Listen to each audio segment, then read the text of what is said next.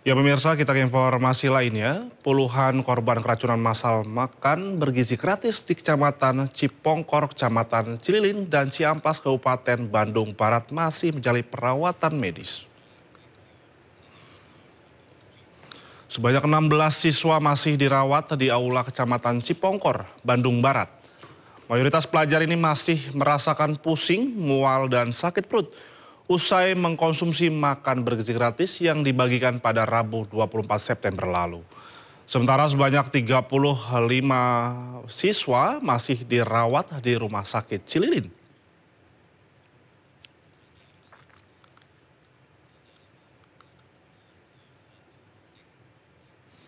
Para orang tua pelajar korban keracunan massal makan bergizi gratis di Cipongkor, Bandung Barat masih trauma setelah apa yang dialami anak mereka. Mereka berharap program makan bergizi gratis diperbaiki dan dikaji ulang.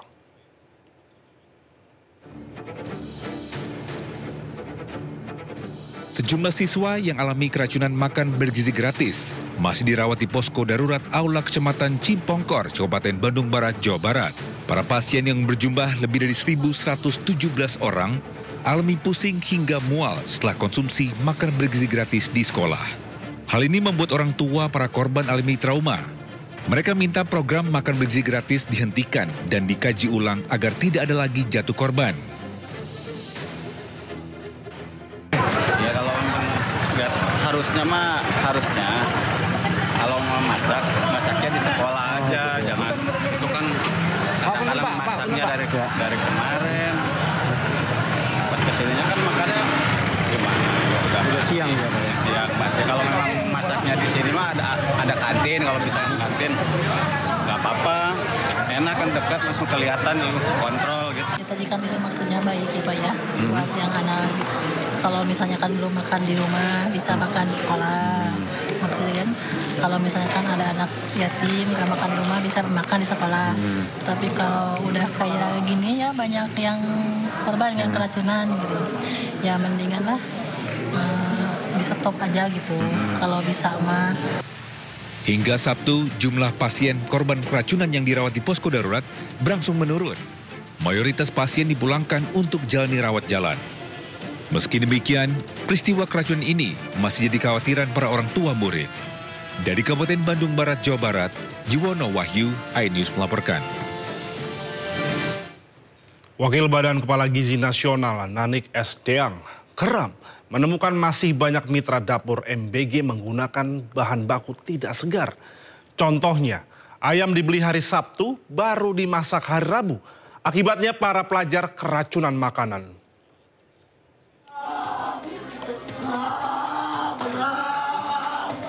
Memasuki hari kelima, korban keracunan akibat makanan bergizi gratis di Kabupaten Bandung Barat sudah mencapai 1.333 orang. Dari hasil pemeriksaan Labkesda Jabar, dari 226 sampel makanan yang diperiksa, ditemukan 8% sampel makanan positif mengandung bakteri Salmonella dan Bacillus cereus. Jenis bakteri itu ditemukan dari makanan yang sudah basi dari olahan nasi dan daging-dagingan. Dari 226 sampel yang kami dapatkan dari 12 Dinas Kesehatan Kabupaten Kota dan sudah 28 kali frekuensinya. Ini yang paling banyak adalah dari bakteri ya penyebabnya, dan yang mendominasinya adalah Bacillus cereus dan Salmonella penyebab di bakterinya. Baik. Lalu dari pemeriksaan kimianya hasil yang positif adalah dari nitrit. Sejumlah gejala akan timbul akibat mengkonsumsi makanan busuk seperti mual, sakit perut, hingga kejang-kejang dan sesak nafas. Gejala yang juga dialami ribuan siswa di Kabupaten Bandung Barat. Senada Wakil Badan Gizi Nasional Nanik S. Deang juga menemukan masih banyak mitra dapur SPPG yang menggunakan bahan baku tidak segar sehingga menyebabkan keracunan pada pelajar. Saya juga tidak mentolerir bahan baku yang dipakai bila tidak fresh, karena kejadian di Bandung ini sungguh di luar nalar.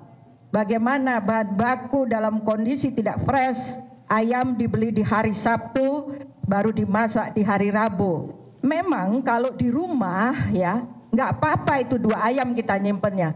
Tapi kalau 350 ayam, freezer mana yang kuat menyimpan? Atas kasus keracunan massal, Badan Gizi Nasional sudah menutup 40 mitra dapur MBG yang menyebabkan keracunan para pelajar. Hingga Sabtu, jumlah pasien korban keracunan yang dirawat di posko darurat berangsur menurun, mayoritas pasien dipulangkan untuk jalani rawat jalan. Tim Liputan iNews melaporkan. Ya pemirsa, beredar di media sosial surat perjanjian kerjasama antara Satuan Pelayanan Pemenuhan Gizi atau SPPG dan penerima manfaat program makan bergizi gratis di Bintan, Kepulauan Riau. Isi surat tersebut meminta sekolah merahasiakan jika terjadi keracunan.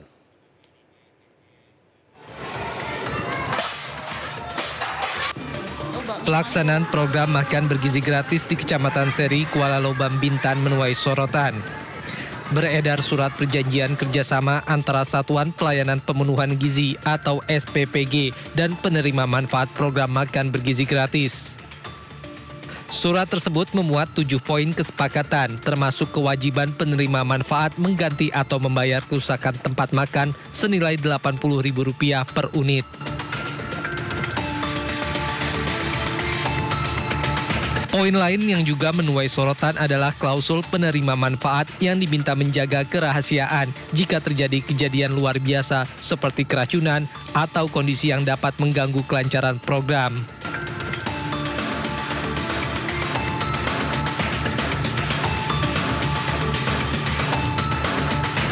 Kepala Sekolah Dasar Negeri 06 Seri Kuala Lobam Huma Mukti membenarkan adanya surat perjanjian kerjasama tersebut. Ia mengaku bingung karena tidak ada sosialisasi lebih lanjut. Benar, memang kemarin MOU kami seperti itu. Ya, titiknya itu ya disuruh menghubungi dulu. Kalau ada apa-apa ya jalur biasa ke PPG. Itu yang poinnya seperti itu ya. Tapi di sini kami bingung. Selama ini nggak ada sosialisasi, maksudnya itu penjelasan. Kalau yang seperti itu, bagaimana penanganannya? Apakah SPPG itu orang kesehatan? Nah, tidak, itu malah telepon nunggu lama waktunya. Ini padahal ini anak dah kejang-kejang umpama gitu ya.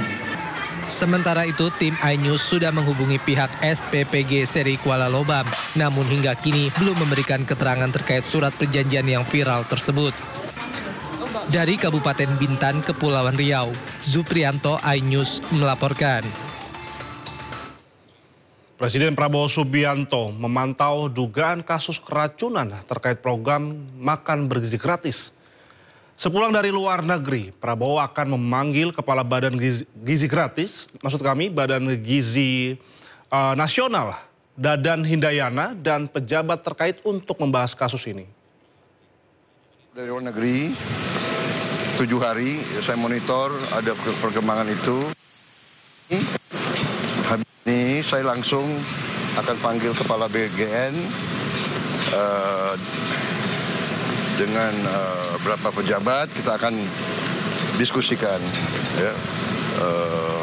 Ini masalah besar, jadi pasti kekurangan dalam awal. Ya. Tapi saya juga yakin bahwa kita akan selesaikan dengan baik. Ya. Kita harus waspada, jangan sampai ini dipolitisasi. Tujuan makan bergizi adalah untuk anak-anak sering sulit makan. Mungkin kita ini makan lumayan, mereka tuh makannya hanya nasi pakai garam. Ini yang harus kita atasi. Ya. Untuk memberi makan sekian juta pasti ada hambatan, rintangan, ini kita atasi. Ya.